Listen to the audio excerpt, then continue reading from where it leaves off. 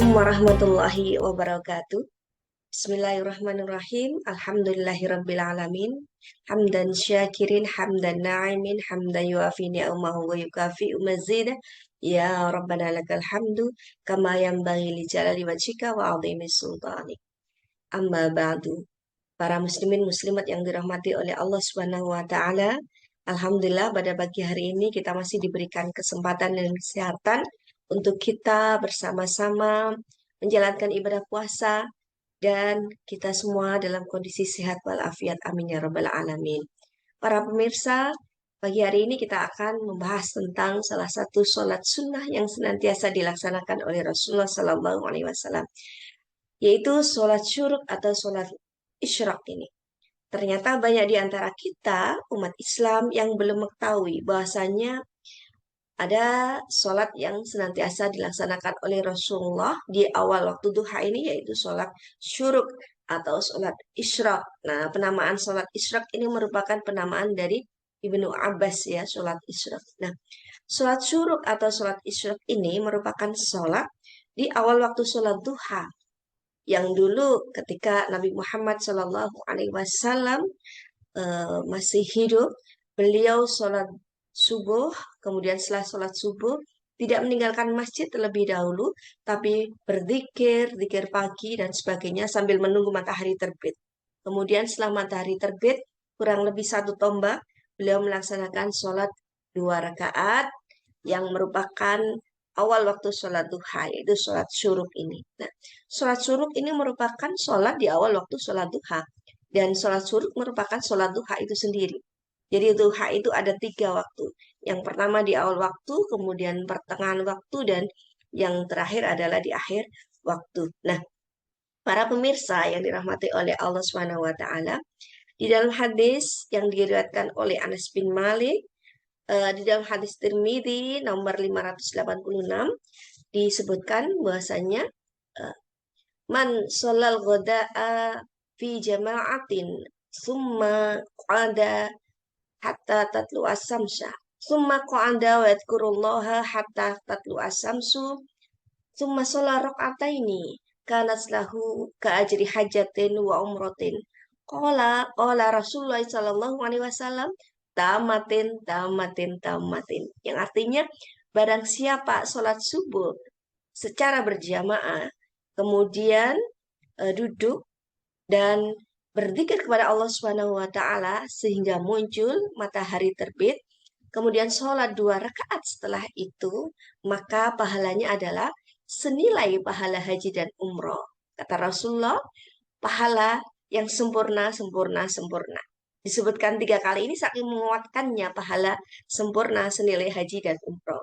Nah, dari hadis ini kita tahu bahasanya sholat subuh yang dilakukan secara berjamaah, kemudian kita tidak meninggalkan masjid terlebih dahulu, kemudian kita berzikir kepada Allah, zikir pagi, setelah itu sholat 2 rakaat, yang dinamakan sholat syuruk ini tadi, setelah matahari terbit. Nah, ini pahalanya adalah senilai haji dan umroh. Tapi bukan berarti membatalkan haji dan umroh itu sendiri, akan tapi pahalanya senilai pahala haji dan umroh, dan pahala ini pahala yang sempurna, luar biasa. Hanya dengan sholat 2 rakaat pahalanya senilai haji dan umroh. Nah, memang Rasulullah sendiri memiliki kebiasaan seperti ini.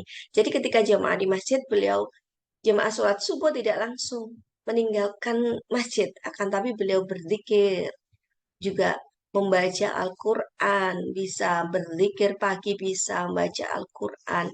Kemudian setelah matahari terbit, kurang lebih 1 tombak, nah beliau melaksanakan sholat 2 rakaat yang bernama sholat syuruk ini. Nah, para muslimin, muslimat yang dirahmati oleh Allah Subhanahu wa Ta'ala. Nah, sholat sunnah syuruk ini merupakan sholat di awal duha ya. Jadi ketika matahari terbit, matahari terbit ini setelah sholat subuh kurang lebih waktunya 1,5 jam dari sholat subuh. Setelah sholat subuh, misalkan sholat subuh itu adalah jam 4:30, maka matahari terbit ini adalah kurang lebih jam 6. Nah, matahari terbit ini merupakan waktu yang dilarang untuk sholat sampai kurang lebih 1 tombak terbitnya. Kurang lebih 15 menit dari matahari terbit itu. Nah, setelah itu kemudian kita laksanakan sholat 2 rakaat yang bernama sholat syuruk ini di awal waktu duha ini. Nah, ini penting sekali untuk kita terutama di saat kita menjalankan ibadah puasa di bulan Ramadan ini. Karena banyak di antara kita yang terkadang setelah sahur, setelah sholat duha, kemudian kita tidur. Nah, ini merupakan kebiasaan yang tidak baik. Ini Rasulullah tidak menyukai orang yang tidur setelah sholat subuh. Karena itu beliau menganjurkan kepada kita untuk tidak tidur setelah sholat subuh. Nah, ulama-ulama salaf sendiri juga tidak menganjurkan kepada kita umat Islam untuk tidur setelah sholat subuh. Nah, karena apa? Karena setelah sholat subuh ini adalah dinamakan oleh ulama syaraf itu panen ghanimah, yaitu panen kebaikan. Maka kita sebaiknya tidak tidur setelah sholat subuh, apalagi di bulan Ramadan ini. Nah, Rasulullah pernah berdoa, Allahumma barik li ummati fi bukuriha. Allahumma barik li ummati fi bukuriha. Yang artinya, ya Allah berilah keberkahan kepada umatku di paginya. Nah, ini adalah doa Rasulullah Shallallahu Alaihi Wasallam untuk kita para umatnya supaya kita manfaatkan pagi hari ini untuk kebaikan-kebaikan sehingga ada keberkahan-keberkahan yang kita dapatkan ya, terutama di bulan Ramadan seperti ini. Karena biasanya kan saat makan sahur kita bangun agak malam ya, sehingga setelah sholat subuh itu kita bawaannya ngantuk. Nah, karena itu jangan tidur dulu. Sebaiknya kita tidak tidur terlebih dahulu karena memang tidak baik tidur setelah sholat subuh. Di samping ulama syaraf juga tidak menganjurkan, Rasulullah juga tidak suka dengan umatnya yang tidur setelah sholat subuh. Maka kita manfaatkan untuk berzikir kepada Allah Subhanahu wa taala, berzikir dengan zikir pagi atau membaca Al-Quran. Kemudian kita tunggu sampai matahari terbit. Setelah matahari terbit kurang lebih 1 tombak atau kurang lebih 15 menit, maka kita laksanakan sholat syuruk ini yang memiliki pahala yang luar biasa, yaitu senilai haji dan umroh. Nah, dari sini kita tahu bahasanya Islam itu ternyata indah sekali ajarannya, ya banyak hikmah-hikmah yang terdapat di dalamnya, di mana kalau kita mencari hikmah sendiri, ketika pagi hari tidak sholat, tidak maaf, ketika pagi hari kita tidak tidur, kita tidak merasa lemas karena pagi hari kita gunakan untuk tidur itu badan terasa lemas sekali, apalagi habis sahur kemudian kita tidur, bangun pagi seakan-akan badan kita itu lemas semua. Nah, di sini ada amalan yang sangat dianjurkan dan disunnahkan, yaitu sholat syuruk. Ya, sambil menunggu sholat syuruk, kita berzikir, membaca Al-Quran, dan sebagainya. Nah, ini adalah pembahasan kita pagi ini. Semoga bermanfaat dan selamat menunaikan ibadah puasa. Dan jangan lupa untuk